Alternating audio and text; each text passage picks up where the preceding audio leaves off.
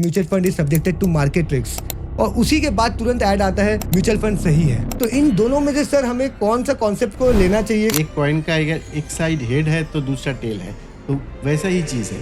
It's like gambling. इस दुनिया में कितने सारे बिजनेसेस है, आपने वेल्थ क्रिएशन वेल्थ जनरेशन का ही बिजनेस क्यों चूज किया?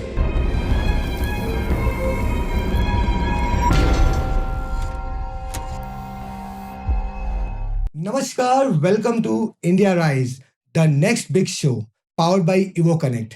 और मैं हूं आपका दोस्त और इस शो का होस्ट प्रिंस जालू। और आज हमारे साथ है म्यूचुअल फंड के एक्सपर्टिस्ट, फाइनेंशियल एडवाइजर जयंतो चौधरी जी, जो हमें बहुत सारी ज्ञान और बहुत सारी चीजें बताएंगे म्यूचुअल फंड के बारे में, जो शायद हम सबको किसी को नहीं पता होगा। तो आइए उन्हीं से जानते हैं म्यूचुअल फंड के बारे में और एडवाइजरी के बारे में, फाइनेंशियल एडवाइजर के बारे में किस तरीके से वो अपनी जवानी बताएंगे। हेलो सर, कैसे हैं आप? हेलो, ऑल गुड, बहुत अच्छे। आप कैसे हैं? एकदम बढ़िया सर, एकदम बढ़िया। तो सर सबसे पहले मैं जानना चाहूंगा सर कि ये म्यूचुअल फंड होता क्या है? एक्चुअली देखिए, म्यूचुअल फंड्स ऐसा एक सिस्टम है जहाँ पे हम कुछ प्रोडक्ट्स को कलेक्टिवली लेते हैं। म्यूचुअली जो इन्वेस्ट करना चाहते हैं उन लोगों का फंड इकट्ठा करके एक वेल्थ क्रिएशन का प्रोसेस जो है वही म्यूचुअल फंड है। ऐसा कुछ नहीं कि ये एक अलग कंपनी है या अलग कैटेगरी है, ऐसा कुछ नहीं है।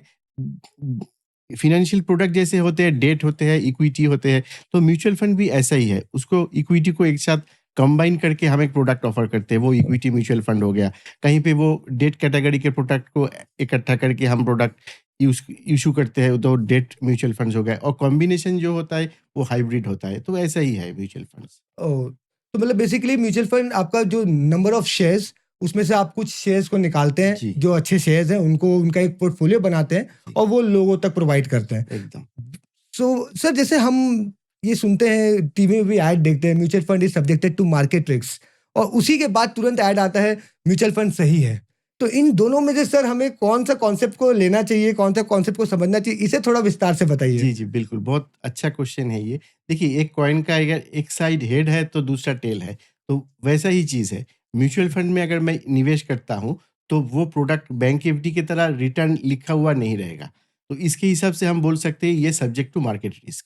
और म्यूचुअल फंड सही है, ये जो कंसेप्ट है, वो बिल्कुल सही है, इसीलिए क्योंकि हम बोलते हैं जे एक investor without investment objective just like a traveller without destination. अगर हम शॉर्ट टर्म के लिए सोचते हैं तो वो इक्विटी म्यूचुअल फंड या डायरेक्ट इक्विटी में लेना एकदम गलत बात होगा। It's like gambling. तो अगर हम लोग लॉन्ग टर्म के हिसाब से सोचते हैं तो हम इक्विटी में आ सकते हैं। तो इसके हिसाब से हम बोलते हैं कि कौन सा सही है, कौन सा गलत है। रैंडमली अगर मैंने देख लिया कि इस म्यूचुअल फंड्स में लास्ट ईयर 18% सीएजीआर दिया है, तो मैंने एक साल के लिए, मतलब मेरा नेक्स्ट ईयर आज के डेट पे 18% मिलेगा इसके हिसाब से, तो मैंने 10,000 रुपए लगा दिया। तो ये सही नहीं रहा। वो उसको हमको देखना पड़ेगा, ये इक्विटी म्यूचुअल फंड है तो इसको कितना टाइम दे सकते हैं। अगर मेरे पास उतना टाइम है वेल्थ को एक्युमुलेट करने के लिए, वेट करने के लिए, तभी ये सही है। तो इसीलिए हम बोलते हैं म्यूचुअल फंड सही है, लेकिन आपको एक गाइडेंस चाहिए, एक्सपर्टाइज चाहिए। खुद भी आप कर सकते हैं अगर आपको प्रॉपर नॉलेज हो। वेरी।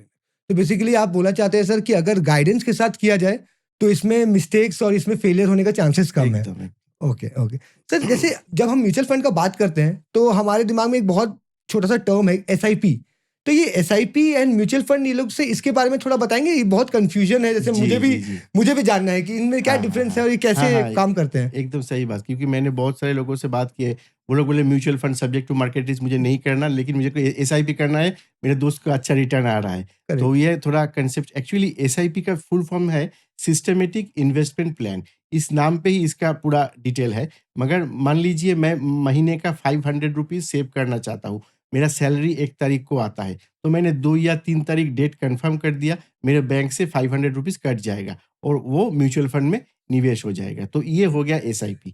एक सिस्टमैटिकली एक ही पर्टिकुलर डेट पे एक ही पर्टिकुलर अमाउंट अगर डिडक्ट होता है, इसी तरह जिसको हम बैंक में रिकरिंग डिपॉजिट बोलते हैं, म्यूचुअल फंड में वही है एसआईपी। और उसके अल्टरनेटिव जो है वो है लंप सम इन्वेस्टमेंट। जैसे बैंक में हम बोलते हैं एफडी करेंगे, वन टाइम देंगे 50,000 या 1 लाख। अगर म्यूचुअल फंड में हम ये करते हैं तो हम इसको बोलते हैं लंप सम इन्वेस्टमेंट।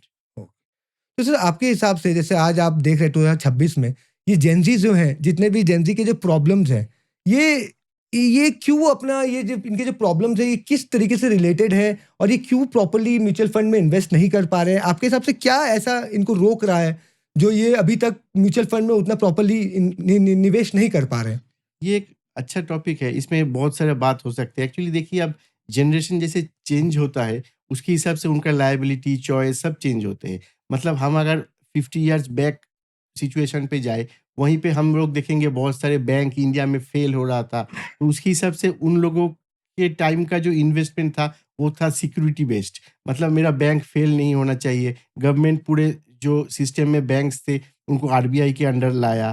तो इसके लिए उस सिचुएशन में सेफ्टी सिक्योरिटी बहुत मायने रखता था। लेकिन आहिस्ता-आहिस्ता ऐसा होते गया, सब रेगुलेटेड हुए। इंश्योरेंस कंपनी भी आईआरडीए के अंडर आया, SEBI as a autonomous body वो आए।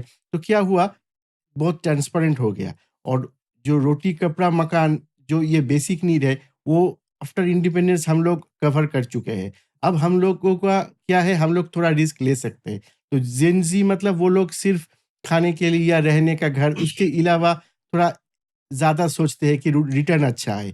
तो उन लोगों का ये सोच सही है कि थोड़ा subject to market risk product पे लाए, थोड़ा रिस्क लेके इन्वेस्टमेंट करें। लेकिन मेरे को ऐसा लगता है कि वो लोग ज़्यादा रिस्क लेते हैं, उनके रिस्क एपेटाइट जो है उसको कैलकुलेट ना करके। उन लोगों का थोड़ा पेशेंस लेवल कम है, ये मेरे को लगता है। लेकिन वो तो अट्रैक्टेड ज़्यादा होते हैं एक्सपेंस में। मतलब अगर एक म्यूचुअल फंड जो उनको सजेस्ट किया जाए, मैं अगर उनको बोलूँ कि आप 10 साल रखिए, आपको 12 से 14% सीएजीआर आ जाएगा। तभी उनके दिमाग में आता है, ये कम नहीं है, थोड़ा ज़्यादा नहीं हो सकता? मैंने ऐप में देखा, ये तो 20% दिया लास्ट साल। तो ये उनका जो एडवाइज़र है तो क्यों बोल रहा है कि 12 या 14%, तो इसको लेके सोचते हैं। लेकिन अगर कोई ईएमआई पे कुछ लेना हो, तब सिर्फ़ चीज़ ही दिखता है कि ले लेना है। वो भी उसका इंटरेस्ट 18% या 20% है, उनमें ज़्यादा लोग राइट, उन लोग राइट। फ़ोकस नहीं करते। तो ये मैं उन लोगों को समझाना चाहता हूँ कि ये थोड़ा फ़ोकस कीजिए, ये इम्पोर्टेंट चीज़ है एक।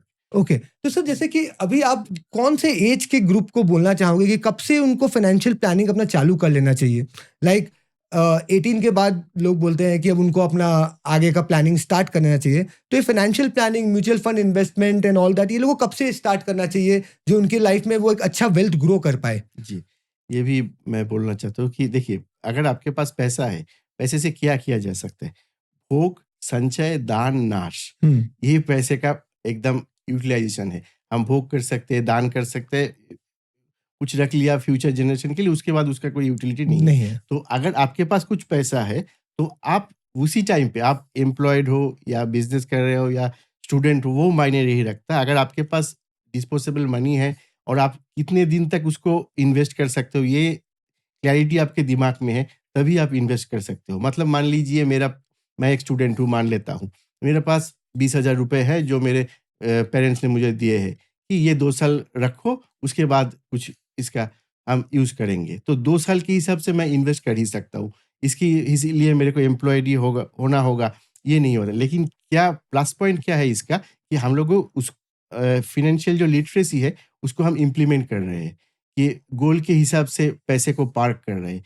ये जो प्रैक्टिस बिल्ड होता है ना, ये लॉन्ग टर्म में बहुत इफ़ेक्ट देता है। Correct, correct. आज का स्मॉल सेविंग कल का बिग सेविंग बन एकदम, सकता है। एकदम। अगर कंपाउंडिंग को हुँ, आइंस्टाइन ने 8th वंडर बोला है, इसीलिए अगर आप 1 टू द पावर 365 करते हो तो रिज़ल्ट आता है 1।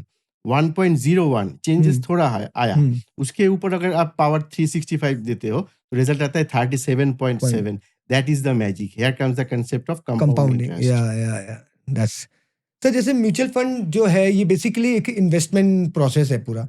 तो ये क्या वो जो जनरल जिनके पास जनरलाइज्ड वेल्थ है उनको करना चाहिए या जो सैलरीड पर्सन है उनको भी करना चाहिए?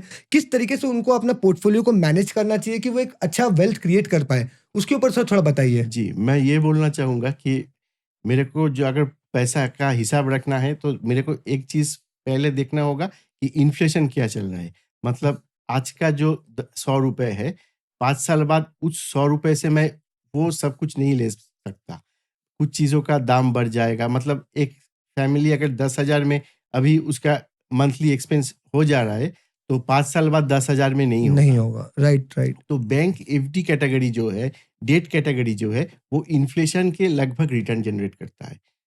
5 से 7 आगे अगर आप आज बैंक में देखते हो कि एफडी का रेट क्या है, आप देखेंगे कि 5 से 7 सीनियर सिटीज़न वो ऐसा लेके अप टू 7% मोटा-मोटा आपको रिटर्न दे रहा है। ये इक्विवेलेंट टू इन्फ्लेशन है। अगर इससे ज़्यादा आपको कमाना है, तो आपको इक्विटी में आना पड़ेगा। Okay, equity means business. ये इक्विटी मीन्स बिज़नेस मतलब हम सब जानते हैं कि 1 साल में बिज़नेस में अप्स एंड डाउन्स आ सकता है। लेकिन अगर 10 साल मान ले, तो उसमें तो बिज़नेस को ग्रो ही करना है। मेरा एक मेंटर है, मैं उनसे इसी टॉपिक में बात कर रहा था। वो मेरे को एक अच्छा चीज़ समझाए कि आपका मान लीजिए अभी 20,000 में खर्चा घर का चल रहा है, तो 5 साल बाद आपका खर्चा बढ़ेगा कि घटेगा? इन जनरल तो बढ़ेगा। बढ़ेगा। मेरा खर्चा बढ़ा मतलब किसी बिज़नेसमैन का इनकम बढ़ा। तो ये है सिंपल लॉजिक कि मार्केट, बिज़नेस ये फ्यूचर में बढ़ना ही है। तो मेरा एक्सपेंस मतलब किसी का अर्निंग है। मैं अगर ग्रोसरी शॉप में जाता हूँ, वहाँ पे मेरा एक्सपेंस होगा। मैं अगर कपड़े खरीदा, गारमेंट्स लेता हूँ, तो किसी व्यापारी का करेक्ट, इनकम हुआ। तो ये एक्चुअल फंडा है जो चलता है।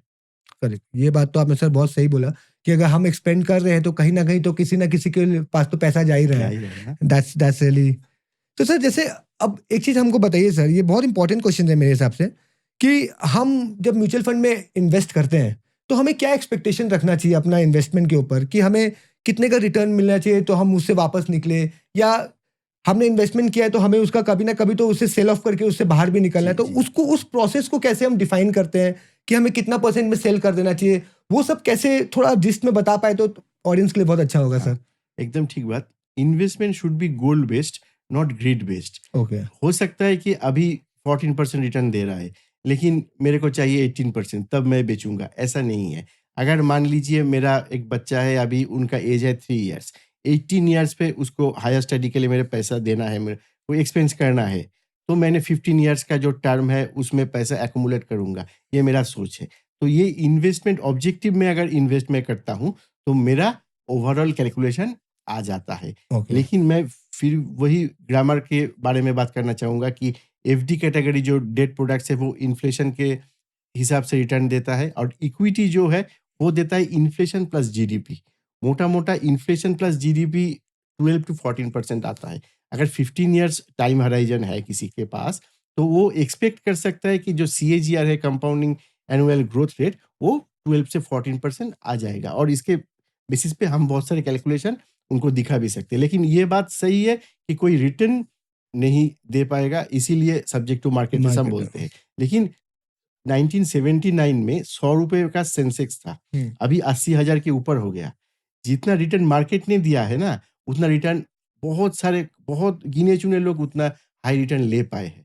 तो ये मार्केट रिटर्न के ऊपर हिसाब नहीं होता, बिहेवियरल इफेक्ट पे होता है। अगर मैं देखता हूँ कि ये मेरा इन्वेस्टमेंट जो है, वो 12% पे चल रहा है, मेरा दोस्त का 14%, मैं उसको ब्रेक करके उसमें ले आया, तो ये होगा ब्लंडर। तो ये नहीं करना चाहिए। आपके इन्वेस्टमेंट ऑब्जेक्ट के हिसाब से आप एक्सपर्ट की गाइडेंस लीजिए। अगर आप खुद स्टडी करते हो, आपको लगता है कि मेरा नॉलेज ठीक है, तो उसके हिसाब से कीजिए। ओके, और एक बात चीज़ मैं हाइलाइट करना चाहूँगा कि देखिए, हम लोग सब लोग गली क्रिकेट खेले हैं।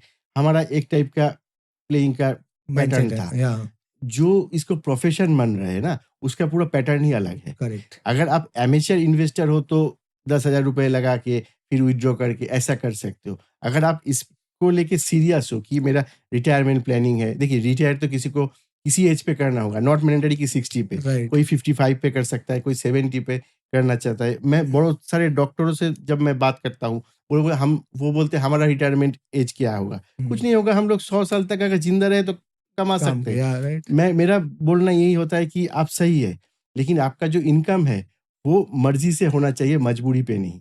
अगर आप खुद को अपडेटेड रखना चाहते हो या समय के साथ-साथ नॉलेज को एनहांस करना चाहते हो, तब ठीक है। अगर आपका स्टाफ का पेमेंट, ईएमआई, जो क्लिनिक का रेंट, वो आपके दिमाग में आ गया ना, तो आप काम नहीं ठीक कर काम पाओगे। नहीं पाओगे, नॉलेज को भी एनहांस नहीं कर पाओगे। तो रिटायरमेंट ऐसा नहीं है कि मेरे मेरे को काम छोड़ के बैठ जाना है। रिटायरमेंट यही है कि मैं पैसे के लिए काम ना करूँ। तो उसके हिसाब से सभी को एक पैसिव इनकम की ज़रूरत है। तो हम लोग उसी पे हाईलाइट ज़्यादा करते हैं। Okay, got your point. तो जैसे मैं आपसे पूछूं कि इन्वेस्टमेंट सब करते हैं, तो एक आदमी है जो इन्वेस्टमेंट कर रहा है म्यूचुअल फंड में एप्लीकेशन के माध्यम से, और एक आदमी है जो आप जैसे एडवाइजर से एडवाइजर लेके फिर इन्वेस्टमेंट कर रहा है। तो इन दोनों के पोर्टफोलियो में आपके हिसाब से क्या मेजर डिफरेंसेस होंगे? देखिए, कैलकुलेशन में हो सकता है कि मैं अगर काम कर रहा हूँ, तो मेरा रेम्युनरेशन या कुछ उसमें इंक्लूडेड है। ये तो कोई डाउट नहीं है। बोलने वाली बात नहीं है, डाउट भी नहीं है। हम्म, लेकिन कुछ अगर आज अब मैं ऐप तो सबके पास है। हम्म, अगर एक 5 साल के बच्चे को मैंने मोबाइल ऐप्स में दे दिया, ये तुम्हारा सिलेबस है, ये तुमको पढ़ना है, हम्म, और एक को मैंने स्कूल में एडमिशन किया, तो आप बोलिए मेरा डिसीजन कौन-सा अच्छा है? मैंने जिसको ऐप दे के पूरा सेटअप दे के बच्चे को बिठा दिया कि ये आपको पढ़ना है, डेली 8 घंटा पढ़ना है, ये करना है, ये सही डिसीजन है? या मैंने उसको एक सिस्टम में लाया कि मैंने स्कूल में एडमिशन करवाया, वहाँ पे एक्सपीरियंस टीचर है, उसमें उसका टाइम टू टाइम एग्ज़ाम चलेगा, उसमें हम देखेंगे क्या अपग्रेड हो रहा है, क्या करेक्ट। किस-किस में लैग हो रहा है। ये मॉनिटर जब मॉनिटर कर पाएँगे हम, तब उसका प्रोबेबिलिटी ज़्यादा है कि रिजल्ट वो अच्छा आने का अच्छा प्रोबेबिलिटी आने। ज्यादा है, तो राइट? हम लोग ऐसा ही करते हैं कि पोर्टफोलियो रीबैलेंस भी करते हैं। मतलब मान लीजिए 18 साल का एक लड़का है, वो चाह रहा है कि 50 इयर्स पे एक कॉर्पस बना ले, उसके बाद उससे रिटर्न लेंगे। तो ऐसा पहला जो फ़ेज़ है वो है एक्युमुलेशन फ़ेज़, जहाँ पे हम इकट्ठा करते हैं पैसे को। उसके बाद है डिस्ट्रीब्यूशन फ़ेज़, वो कॉर्पस से हम उठाते हैं। जब हम लोग के पास टाइम है, तो हम इक्विटी में ज़्यादा फ़ोकस करते हैं कि आप यंग हो, आपके पास टाइम है, आपके पास जो टाइम है उस पे आपका नॉलेज भी, प्रोफ़ेशनल नॉलेज को भी एनहांस कर सकते हो, तो उस पे आपका नौकरी या बिज़नेस में आपका इनकम जनरेट होगा। तो आप ज़्यादातर इक्विटी में इन्वेस्ट कीजिए, ऐसा-ऐसा कीजिए। और उसके बाद जब हम लोग उसके से विथड्रॉल शुरू करते हैं, मतलब डिस्ट्रीब्यूशन फेज़ पे आ जाते हैं, तो हम आहिस्ता-आहिस्ता उसको इक्विटी घटा देते हैं।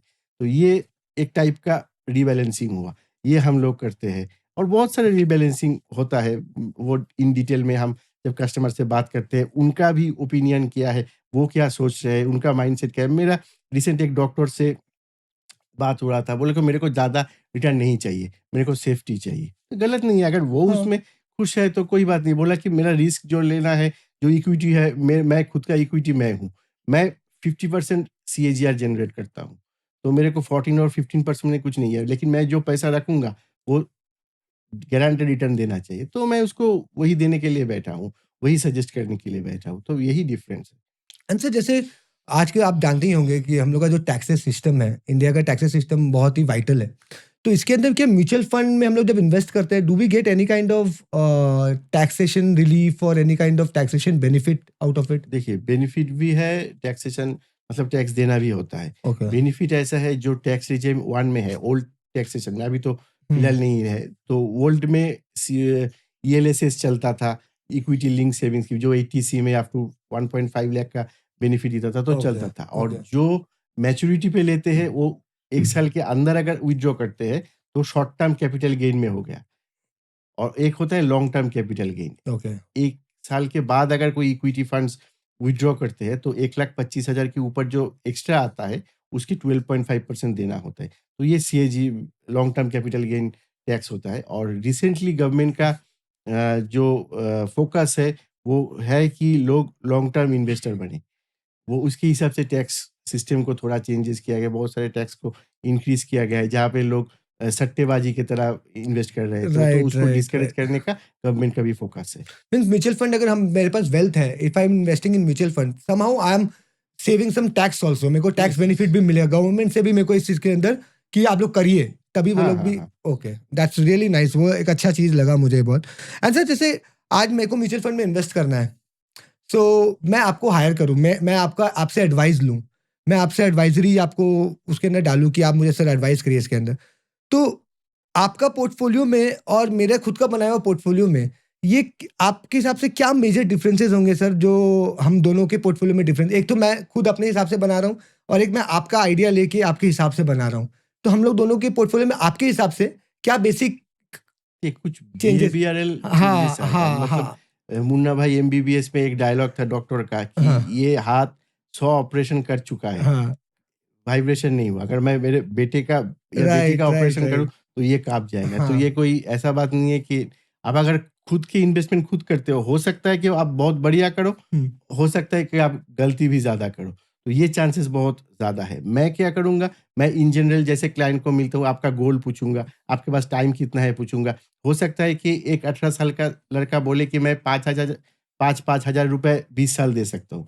कोई भी और अगर कोई पर्सन है, बोल रहा है कि मैं प्लेयर हूँ, मैं उतना मेरे पास स्पैन नहीं है, मेरे को 10 साल में रिटायर करना है, तो मैं ज़्यादा अमाउंट दूँगा, मेरा इनकम ज़्यादा है, मैं कभी-कभी 25 लाख, 50 लाख ऐसा डालता रहूँगा।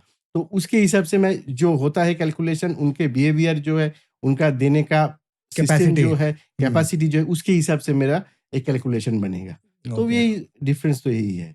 तो जो अभी हम जितने भी ऑडियंस हम लोग अभी देख रहे होंगे, ज़रूर उनके मन में भी होगा कि मुझे भी इन्वेस्टमेंट करना है, लेकिन मुझे एक ऐसे एडवाइज़री की अगर रेख देख में करूँ तो ज़्यादा बेटर होगा। तो सर आप उन्हें थोड़ा बताइए कि वो कैसे आपसे जुड़ सकते हैं और कैसे आपके साथ अपना म्यूचुअल फंड का स्टोरी आगे बढ़ा आई एम सकते अ हैं? Certified financial planner, Jayant Chaudhary CFP, social handles में सोशल मीडिया में I am available and www.jointofinancecorner.com ये मेरा वेबसाइट है और स्क्रीन पे नंबर मैं शेयर कर दूंगा, तो वो चाहे तो मेरे को मेरे या टीम से कांटेक्ट कर सकते हैं। हम लोग इंडिविजुअल, कॉरपोरेट सभी को फाइनेंशियल एडवाइजरी देते हैं, तो यही।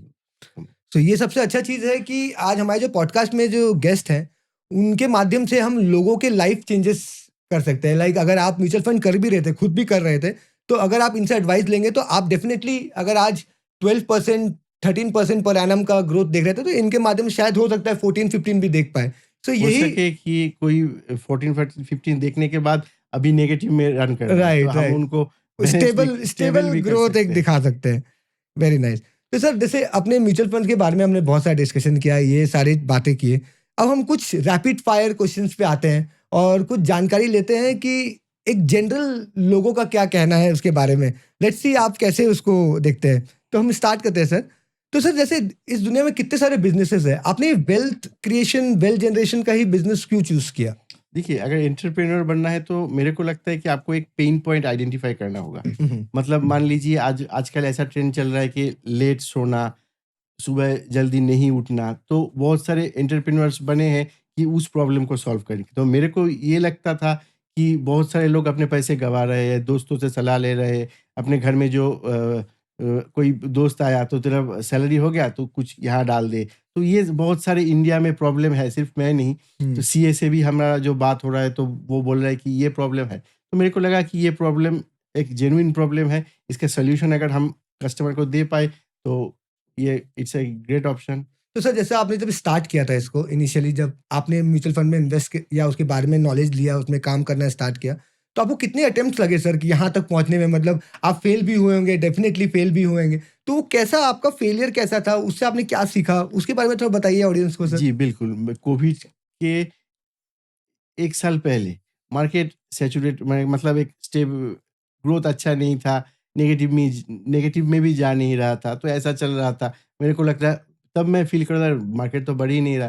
फिर कोविड आया, पूरा मार्केट एकदम पूरा ख़त्म, पूरा पोर्टफ़ोलियो रेट सबका, तो मेरे को भी डर लगा कि मैं जो बोल के क्लाइंट से पैसा उठाया हूँ, ये शायद मैं पर्सनल इन्वेस्टमेंट नहीं है, कोई अच्छा सा खासा एएमसी में ही इन्वेस्टेड है। लेकिन वो जब ऐप में देख रहा है कि इतना नेगेटिव हो गया है, मेरे को तभी लगा कि ये बाउंस बैक कर पाएगा। उसके बाद मैंने देखा कि यू टर्न कैसे मार्केट लेते हैं। उसके बाद अगर आप कोई भी चाय की दुकान पे चले जाते हैं, वहाँ पे बहुत सारे आपको इकोनॉमिस्ट मिल जाते हैं। मतलब ये हो गया या मार्केट, हाँ, अरे तुमको पैसा ज्ञान देने लगाना वाले, है, तो हाँ। इसमें लगा दो। वो भी मैंने देखा कि मार्केट किसी में भी लगा दो तो वो 14% दे रहा है। अभी सिनेरियो वैसा नहीं है, 14% 15% किसी भी में नहीं आ नहीं रहा है। है, तो हाँ। अभी भी क्लाइंट को मैं बोल रहा हूँ कि आपको रिटर्न मिला है, फ्यूचर में भी मिलेगा, आप इन्वेस्टेड रहिए। तो मेरे को भी कभी-कभी सिचुएशन ऐसा दिखा कि मेरे को भी डर लगा, क्या हम लोग क्या सही सोच रहे हैं? तो ये एक्सपीरियंस हुआ टाइम के हिसाब से कि मार्केट मार्केट की तरह रिटर्न देगा, एज़ अ सुनामी रिटर्न आता है, ओके। स्पेशली इक्विटी में। तो इन्वेस्टमेंट जो है वो आप इन्वेस्टेड रहिए, मार्केट के हिसाब से टाइम में एक्चुअल रिटर्न मिल जाएगा। तो जैसे आपने कहा कि आपने भी आपका पोर्टफोलियो देखे पूरा रेड में था, तो जैसे लोगों का जब पोर्टफोलियो रेड में होता है, तो उस समय उनका माइंडसेट क्या होना चाहिए? उस समय उनको कैसे रिएक्ट करना चाहिए? एक तो पैनिक में सेल नहीं करना चाहिए, ये तो मुझे ही पता है। तो ऐसे क्या-क्या सिचुएशंस होते हैं जहाँ पे वो अपने आप को कंट्रोल करके उस रेड्स को ग्रीन तक का वेट कर सके? वो कैसे वो कर सकते देखिए हैं? हम लोगों का वही बात है कि हम लोग गोल ओरिएंटेड इन्वेस्टमेंट करवाते हैं। मैंने टाइम पूछ लिया किसी क्लाइंट से 10 साल, उसके हिसाब से उसका गोल प्लानिंग हो गया। मैं बोलता हूँ कि ये 10 साल के अंदर किसी भी टाइम पे आपको लगेगा कि मैंने बहुत कम इन्वेस्टमेंट कर दिए, घर बेच के लगा देना चाहिए था, मैं 1 दिन में बिलियनियर बन जाता। ऐसा भी पॉइंट आ गया। हुँ, किसी भी पॉइंट पे आपको लग सकता है कि ये जो इन्वेस्टमेंट है वो गलती हो गया। बैंक में जाके सीधा एफडी करना था। 5 या 6% मिलता है ग्रेड। तो करेक्ट। ये जो सिचुएशन के हिसाब से आपका जो जजमेंट है, वो आपको इग्नोर करना है। आप लॉन्ग टर्म इन्वेस्टर है 12 साल, 15 साल के लिए आए हैं, तो वेट कीजिए। देखिए कोई बात नहीं, लेकिन व्हिम्सिकली डिसीजन मत चेंज कीजिए। यही हमारा एडवाइस रहता है। ओके।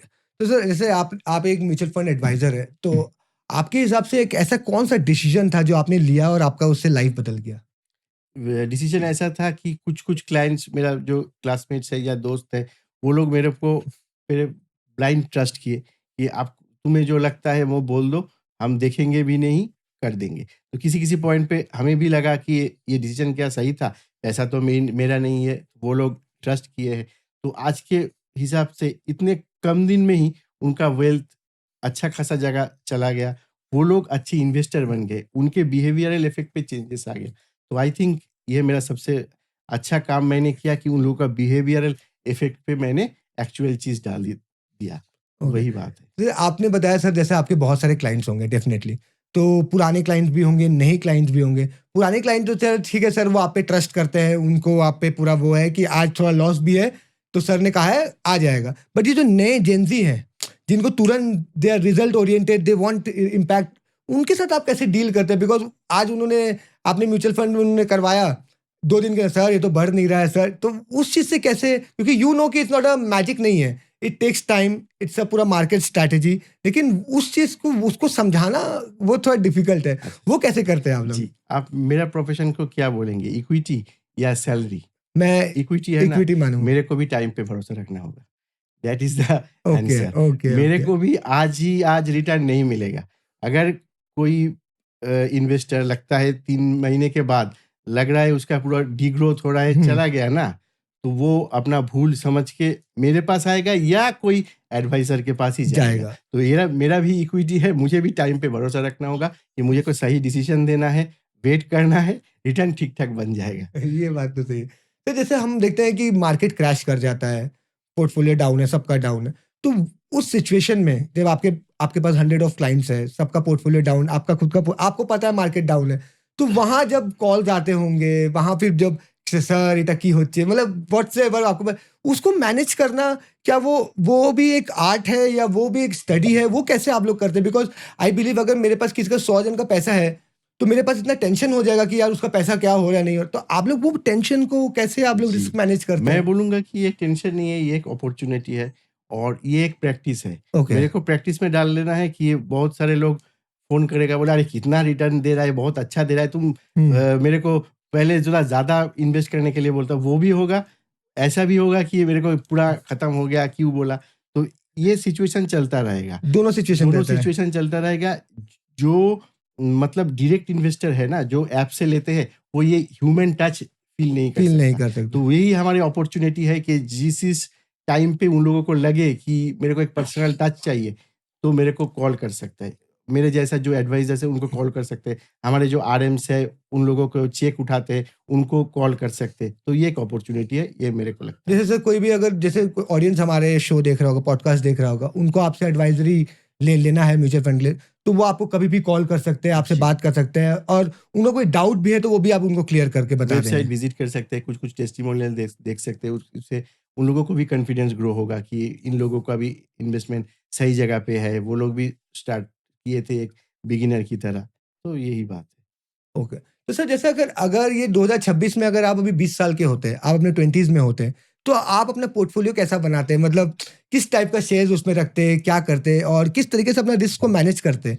जी, रिस्क को मैं ऐसे मैनेज करता कि मतलब रिस्क अगर गाड़ी में एक्सीलेटर है तो प्रॉपर ब्रेक भी चाहिए। ब्रेक हाँ, भी चाहिए। हाँ। तो मैं ये करता कि इमरजेंसी फंड को मैं खुद के लाइफ में 2-4 बार मिस कर चुका हूँ। मैं पूरा इन्वेस्ट कर दिया कि लॉन्ग टर्म के लिए, ओके, इमरजेंसी फंड नहीं रखा।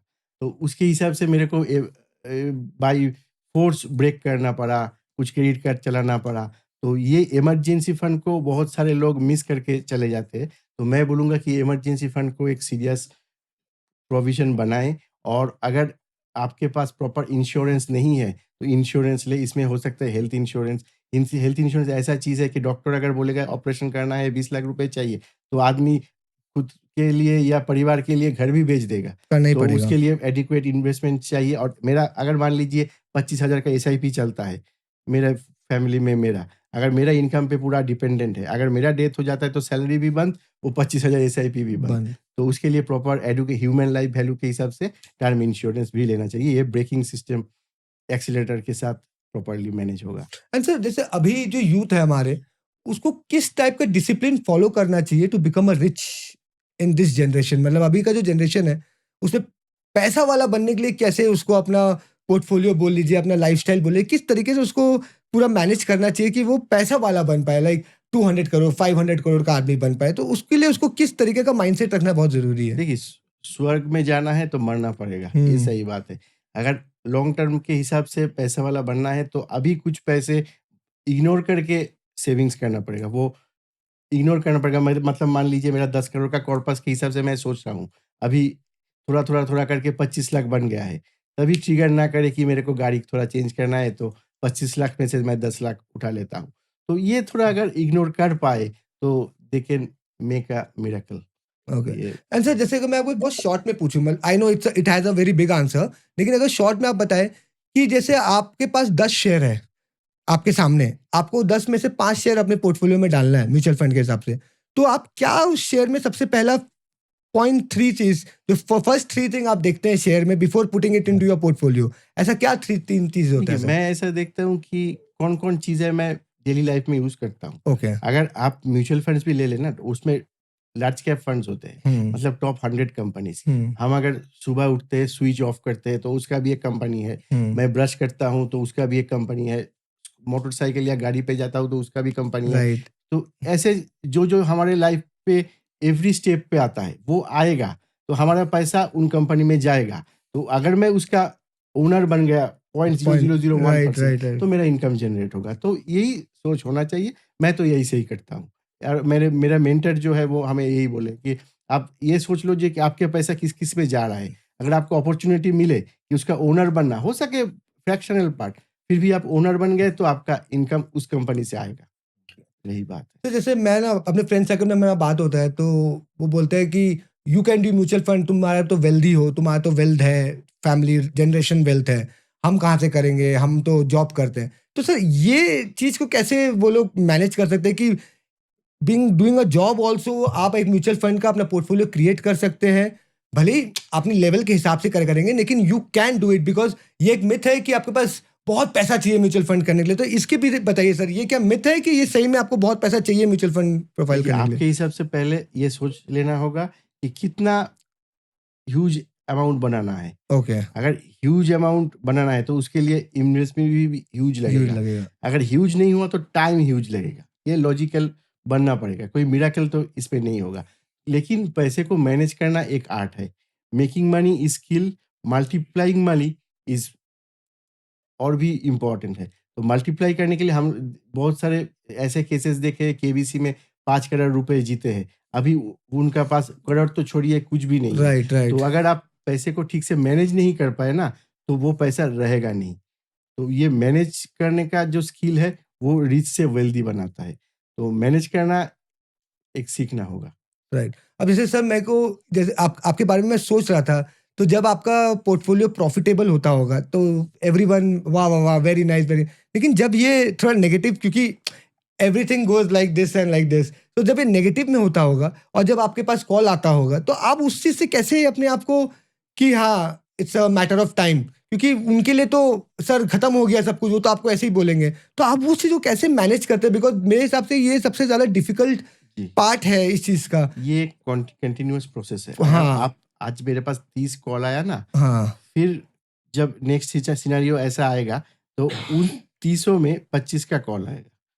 5 लोग समझ गए कि ऐसा होता है। हम्म। तो फिर जब होगा तभी और 5 कम आएगा। नए जो इन्वेस्टर जुड़े हैं, उनमें से 5-10 आएगा। तो ऐसे-ऐसे करके क्या होता है, अगर आप 20 साल में देखेंगे कि 50% लोग आपके साथ जो लॉन्ग टर्म जुड़े हैं, उन लोगों का उतना उतार-चढ़ाव में प्रॉब्लम नहीं होता। वो समझ चुके हैं कि मार्केट ऐसे है। तो हमको करना क्या है? मार्केट तो मैं कंट्रोल नहीं कर सकता। मैं क्लाइंट का बिहेवियर कंट्रोल कर सकता हूँ। मैं उनको याद दिलाऊँगा कि देखिए आपसे के साथ मेरा जो गोल प्लानिंग हुआ था, वो इस मार्केट सिनेरियो के ऊपर नहीं हुआ था। टाइम पे हुआ था और कितना कॉर्पस चाहिए इसके ऊपर हुआ था। तो आप आपके हिसाब से स्टिक करके रखिए, मार्केट रिटर्न देगा। नहीं देता तो इंडिया 5 ट्रिलियन इकोनॉमी भी नहीं बनता। 1000 मतलब 1979 में 100 का सेंसेक्स 80,000 पे भी नहीं पहुँचता। तो रिटर्न तो मार्केट देगा ही, और वो बात है कि मेरा एक्सपेंस किसी का कमाई। अगर आप कमा रहे हो तो कहीं भी जा भी कहीं पे रहिए। Right, right. अगर आप बैंक में जाके एफडी भी करते हो, तो वो बैंक मैनेजर के सैलरी में कुछ उसका कंट्रीब्यूशन है। उसको भी 100%। एफडी के हिसाब के ऊपर इनके एफडी करवाना है कस्टमर से, उनका तो रहता है वो टारगेट। तो जैसे सपोज़ कर लीजिए किसी इंसान के पास 1 लाख रुपया है एंड उस वो आपके पास आया एडवाइस लेने के लिए कि सर मुझे प्लीज़ मेरा वेल्थ मैनेज कर दीजिए। तो आप उसका वेल्थ को किस तरीके से मैनेज करेंगे? कितना परसेंट म्यूचुअल फंड में डालेंगे? कितना गोल्ड एंड सिल्वर में डालेंगे? कितना रियल एस्टेट में डालेंगे? आप उसको किस तरीके से डाइवर्सिफ़ाई करेंगे थोड़ा बताइए सर हमें? मैं ड खुद का चॉइस साइड कर दूँगा, ठीक है, उनका प्रेफ़रेंस पूछूँगा। ओके। मैंने पूछ लूँगा इमरजेंसी फंड है, ये एक हुँ, बात है। एडुकेट इंश्योरेंस है, ये बात है। वेल्थ आप रख 5 साल के लिए अगर लॉक करते हो, तो 5 साल का बैकअप है कि आप इसको भूल सकते हो, या 1 साल में भी आपको चाहिए। तो 1 साल में चाहिए, 1 साल भी लग सकता है, 5 साल भी लग सकता है। उसमें एक अलग ऑप्शन है। नहीं, नहीं, ये 1 लाख रुपए मैं दे रहा हूँ, 10 साल के लिए मैं देखूँगा भी नहीं, उसके लिए अलग है। अलग ऑप्शंस है, तो ओके। उनके हिसाब से ब बात करना होता है। फैमिली में अगर कोई एक ही कमाने वाला है, उसका 1 लाख रुपए और ही चीज़ है। और होगा, जिसके महीने का लाख रुपए वाला फैमिली 3 लोग लाख रुपए महीने कमा रहे हैं, तो उसका 1 लाख अलग है, अलग है और उसका बैकग्राउंड भी अलग है। तो ये राइट। बहुत सारी चीज़ person to person, scenario to scenario आप हम चेक लोगों को करते हैं। चेक करना होता है। तो बहुत ज़्यादा इन्फॉर्मेशन मुझे मिला म्यूचुअल फंड्स के बारे में इसके अंदर एंड जितने भी आपने मुझे बताया ये जो बहुत बड़ा एक तो मिथ था ना mutual fund is subjected to market risk. अभी मार्केट रिस्क क्यों है अब मुझे पता चला कि इसको मार्केट रिस्क क्यों बोला जाता है। Until unless you don't have any idea and you invest, it become a risk. When you have a guidance advisory, then it don't become a risk, it become a proper investment. ये इतना छोटा सा फंडा है तो मुझे वो चीज़ समझ में आई है। और जब किसी इंसान को जब करना ही है तो वो थोड़ा एडवाइस लेके करे तो I think he can do it better. Definitely sir. Sir अब मैं आपके साथ ज़्यादा तो क्वेश्चन नहीं, मुझे 1-2 क्वेश्चन और मेरे दिमाग में है, वो मैं आपसे पूछना चाहूँगा कि अगर किसी इंसान को आपको अपने एडवाइज़री सिलेक्ट करना है, अपना वो कर उसको कि आप मेरा फंड मैनेज करिए, ये क तो जैसे आपने बताया कि आपके वेबसाइट में जाके आपको कॉल करके वो कर सकता है। तो सर आप बाकी एडवाइज़र लोग से क्या डिफरेंस उसे प्रोवाइड करेंगे, जिससे वो आपको कॉल करे या आपसे वो टच में आए? थोड़ा ये हमें बता देते तो ज़्यादा अच्छा होता सर। हाँ, हाँ। एक तो बात यही है कि ह्यूमन टच जो है, हुँ। मैं उसको इंक्रीज़ करना चाहूँगा। मेरे को अगर कॉल करना चाहे, कुछ डायरेक्टली पूछना चाहे, तो मैं एक्सेसिबल रहूँ, या जो मेरा स्टाफ्स है उनके साथ बात करते हैं डे टू डे लाइफ़ पे, तो वो टच पे रहे। और एआई और इन्फॉर्मेशन टेक्नोलॉजी, इसको भी हम लोग थोड़ा इम्प्लीमेंट करेंगे प्रोसेस को स्मूथ करने के लिए। मतलब मान लीजिए मैं आपसे बात कर लेता हूँ, आपका गोल पूछना है, इमरजेंसी फंड पूछना है, ये 45 मिनट्स तो बात करते-करते लग गए, जाएगा। हाँ। अगर ये इसको मैं 1 मिनट में लाऊँ कि आपके पास एक वो गूगल फॉर्म चला गया, आप टिक करते-करते गए, तो आपका क्या मतलब है, क्या चाहते हैं, उतना वो अगर क्लियरली नहीं आएगा। वो नहीं आएगा। अगर हम इसको एक सिस्टम में कर दें कि क्लियरली आ जाए, तो ये काम करने का बहुत ईज़ी होगा, काम करने के लिए। आपका पूरा बैकग्राउंड मेरे को एक प्रपोज़ल फॉर्म में आ गया। मैं जो डिसीज़न दिया वो आपके मेल पे चला गया कि ऐसा-ऐसा हम प्रोजेक्ट कर रहे हैं। अगर आप एग्री करते हो तो हम प्रोसेस करें, और जो केवाईसी वगैरह वो सारे हुँ, हुँ, स्टेप्स है, हुँ, तो हुँ। उसको थोड़ा ईज़ी करना। तो हम लोग इस पे काम करते हैं और करेंगे भी फ्यूचर में, जैसे-जैसे टाइम चेंज हो। Very nice sir. सर आपसे बात करके मुझे म्यूचुअल फंड इन्वेस्टिंग अब थोड़ा ईज़ी लगने लगा है एंड थोड़ा ऐसा लगने लगा कि हाँ, हम लोग भी इसको कर सकते हैं बहुत ईज़िली।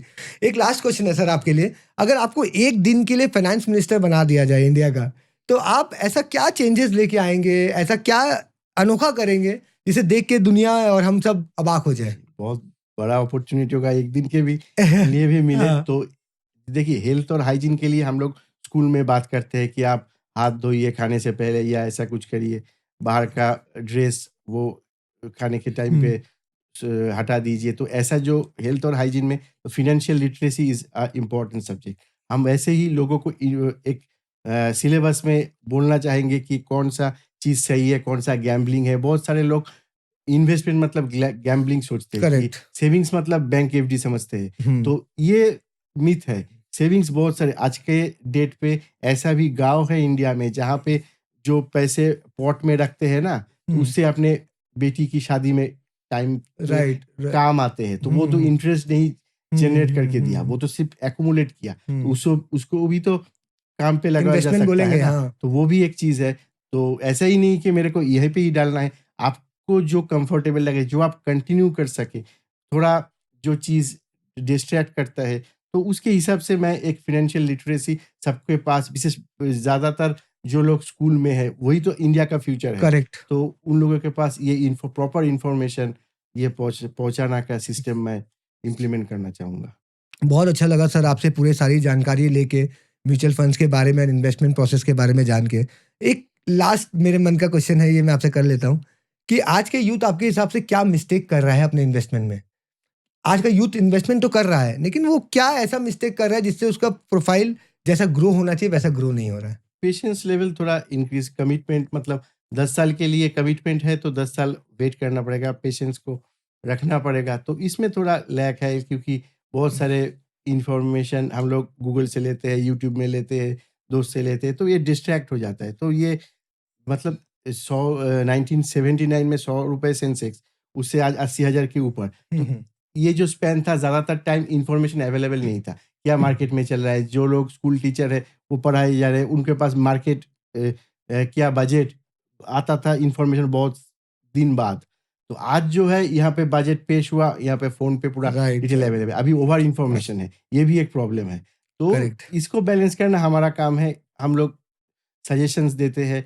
तो ये पेशेंस लेवल थोड़ा आज के यूथ पे कम है क्योंकि प्रचुर बहुत सारे इन्फॉर्मेशन अभी अवेलेबल है जो नेगेटिव इम्पैक्ट क्रिएट कर सकता है। Right, right. और एक चीज़ है कि लोन इतना अवेलेबल हो गया है, क्रेडिट कार्ड इतना अवेलेबल हो गया है कि जो चीज़ नहीं चाहिए वो भी हम खरीद ले, महीने का 500 तो लगेगा। वॉरेन बफेट का कि आज अगर आपको जो इम्पोर्टेंट नहीं है आप उससे खरीदते हो, तो फ्यूचर में ऐसा कोई दिन आएगा जो इम्पोर्टेंट चीज़ बेच के आपको भरपाई करना है। राइट। तो ये तो मेरा बात नहीं है, वॉरेन बफेट जो उनका बात है। तो यही चीज़ मैं सब लोगों को हाईलाइट, नए जनरेशन को Sir, बोलना this was चाहूँगा। a amazing session regarding the mutual fund and all the investment thing. अगर आपको और भी कुछ सर आपको लगता है कि कुछ हमारा टॉपिक रह गया है जो आपको लगता है कि उस पर आपको हाईलाइट करना चाहिए, तो प्लीज सर आप टेक योर टाइम एंड थोड़ा बताइए हमें उसके बारे में। कुछ भी अगर ऐसा चीज जो रह गया है जो हमने अभी टच नहीं किया और आपको लगता है कि यूथ जाने तो अच्छा होगा, तो प्लीज। लेकिन ऐसा डिटेल में हम लोग ओवरऑल कवर कर चुके हैं। लेकिन ऐसे जब लोग मेरे को बोलते हैं तो आप क्या करते हो, तो मैं ये बोलता हूँ मैं सबसे बोरिंग चीज़ जो वर्ल्ड में है उस पर डील करता हूँ, दैट इज़ मनी। बट ये सबसे इंटरेस्टिंग चीज़ बन जाता है जब ये आपके बिहाफ पे काम करेगा।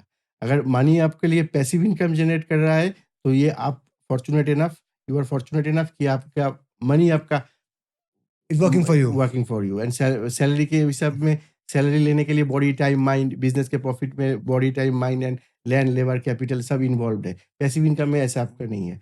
तो हम लोग वही प्लानिंग में हेल्प करते हैं लोगों को, बस दैट्स इट। तो जैसे यूएस चाइना इनका जो इकोनॉमिक स्ट्रक्चर है ये हमारे इकोनॉमिक से बहुत बेटर है आज के टाइम पे। तो हमें अगर अपना इकोनॉमिक उनके इकोनॉमिक स्ट्रक्चर के हिसाब से रेडी करना है, उनसे compete करना है, तो किस तरीके से हम उनसे compete कर पाएंगे? बिकॉज हमें भी वैसा अपना स्ट्रॉन्ग फाइनेंशियल से सिस्टम बिठाना पड़ेगा। देखिए, तो जैसे जैसे इकोनॉमी ग्रो करता है इन्फ्लेशन डाउन होता है। इन्फ्लेशन डाउन होने से क्या होगा, बैंक एफडी का रेट कम हो जाएगा, लोन सस्ते में मिलेगा। तो यूएस चाइना में क्या है, उन लोगों के पास ऑप्शन था कि बैंक एफडी में ना जाए, थोड़ा बहुत मिलता है, इक्विटी में जाए। करेक्ट। तो इंडिया में भी ऐसा सिचुएशन धीरे धीरे आहिस्ता आहिस्ता आ रहा है। लेकिन यहाँ पे अभी भी वो लोग लॉन्ग टर्म के लिए इन्वेस्ट करते हैं तो इक्विटी में नहीं आते, थोड़ा बहुत ऐसा मिथ है। तो ये टाइम टू टाइम ऐसे हम लोगों का सेमिनार होता है, हम लोग लोगों से बात करते हैं। तो इसमें फिर सोशल मीडिया में एक मीम है कि अगर कोई लॉन्ग टर्म इन्वेस्टमेंट के लिए पैसा आया तो यूएस में बोलते हैं इक्विटी में डाल दे। इंडिया में अगर होता है पैसा तो थ्री इडियट्स का वो डायलॉग होता है कि अब्बा नहीं मानेंगे। अब बने तो वही बात है राइट। कि हम पुराने घराने का जो लोग है जो पुराने दिन पे वो लोग बैंक पोस्ट ऑफिस उनको लॉन्ग टर्म हो या शॉर्ट टर्म वही पे डाल देते हैं, लेकिन उसमें तो इन्फ्लेशन के ऊपर रिटर्न आएगा नहीं। ओवरऑल से माइंडसेट हाँ, का है। mindset तो धीरे-धीरे चेंज हो रहा है, तो होगा भी, लेकिन रिस्क जो लेना है वो कैलकुलेटिव लेना है। मैं ब्लाइंड की तरह इसमें डाल दिया कि चलो ये 5 साल के बाद मेरे को रिटर्न देगा, तो ऐसा नहीं होना चाहिए। आज जो 22 साल का आदमी जो रिस्क ले सकता है और 60 साल का आदमी जो रिस्क ले, उसमें डिफरेंस जमीन आसमान का डिफरेंस होगा। तो अगर वो पहले से अगर रिस्क लेने का हैबिट उसमें डल गया तो हो जाता है कि 60 तक में वो 22 साल से बेटर कर पाए। एकदम वही बात। बहुत अच्छा लगा सर आपसे बात करके। आपसे जितनी इन्फॉर्मेशन मुझे म्यूचुअल फंड एंड ये इन्वेस्टमेंट के ऊपर मिला है, मैं डेफिनेटली चाहूंगा कि हमारे जितने भी ऑडियंस है वो इसे देखे और वो अपने पोर्टफोलियो को आज जो है उससे बेटर करें, और उनको कोई प्रॉब्लम आए तो डेफिनेटली वो जयंत सर से कॉल करके या उनकी वेबसाइट में जाके उनसे 1-to-1 क्लासेस 1-to-1 सेशन भी कर सकते हैं। सर बहुत मज़ा आया आपसे बात करके और बहुत सारी इन्फॉर्मेशन मिली और बहुत सारी ज्ञान की चीज़ें पता चली जो मुझे आज से पहले नहीं पता था। Thank you so much for giving your time sir, and I hope हम लोग नेक्स्ट टाइम जरूर मिलेंगे इसके बाद। Thank you sir.